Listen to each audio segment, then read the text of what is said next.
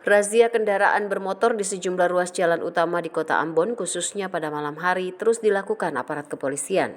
Aparat gabungan dari Satuan Lalu Lintas Polresta Pulau Ambon dan Pulau-Pulau Lease dan Ditlantas Polda Maluku semakin intensif mengatasi balapan liar atau kebut-kebutan di jalan raya. Setiap malam, para petugas melakukan patroli untuk mengantisipasi adanya aksi balap liar, utamanya di Jalan Patimura, kawasan Batu Meja, Jalan Ayipati, dan beberapa ruas jalan yang biasa dijadikan tempat berkumpulnya geng-geng motor. Sejak sepekan ini, tim gabungan telah mengamankan sekitar 150 sepeda motor yang melakukan pelanggaran lalu lintas.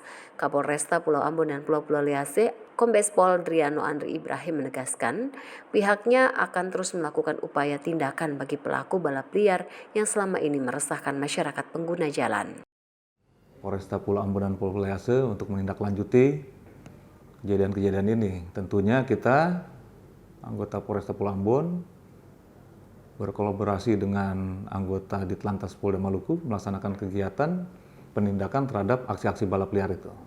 Jadi dalam kurun waktu kurang lebih 1 minggu ini kami sudah melaksanakan kegiatan-kegiatan penindakan, langsung turun ke jalan, khususnya pada malam hari, di mana aksi-aksi balapan liar yang dilakukan oleh para remaja itu banyak di seputaran Kota Ambon. Ya, dari hasil penindakan tersebut kami sudah menyita barang bukti berupa kendaraan bermotor roda 2 itu cukup banyak juga.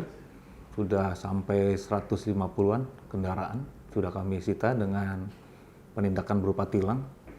Yang mana umumnya kendaraan-kendaraan tersebut digunakan secara umum oleh para remaja itu tidak menggunakan helm, ada yang tidak membawa surat-surat, termasuk melakukan aksi kebut-kebutan dan balapan liar di seputaran jalan raya.